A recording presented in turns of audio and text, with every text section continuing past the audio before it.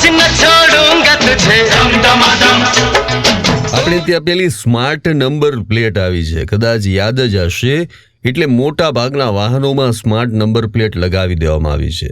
પણ આ વિદ્યાર્થીના સ્કૂટર પર જ્યારે સ્માર્ટ નંબર પ્લેટ ન હતી ને, ત્યારે તેને ટ્રાફિક પોલીસ કર્મચારીએ દંડ ફટકાર્યો હતો. ત્યારે આ બાળકે યાદ રાખી લીધું કે ભાઈ બરાબર છે, મારો પણ વારો આવશે.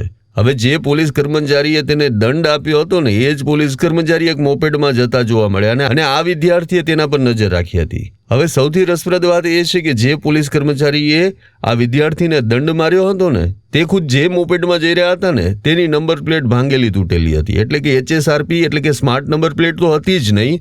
અને ભાઈ ત્યારબાદ તો આ વિદ્યાર્થીએ જાણે મિલ્ખા સિંહ બની અને આ મોપેડને પકડી લીધું, તેનો વિડીયો ઉતાર્યો અને બતાવ્યું કે આ નંબર પ્લેટ સ્માર્ટ નથી પણ તૂટેલી પણ છે, એટલે કે નંબર પણ વચાતા નથી.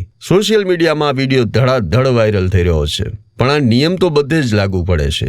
એટલે કે આપણે ત્યાં ગુજરાતમાં પણ આવું થતું જ હોય છે. ત્યારે મહારાષ્ટ્રના આ છોકરાએ પોતાના સ્કૂટરમાં જે સ્માર્ટ નંબર પ્લેટ ન હોવાનો જે દંડ ભર્યો ને, ત્યારબાદ તેને કહ્યું હતું, આજ માજી સટકલી હૈ.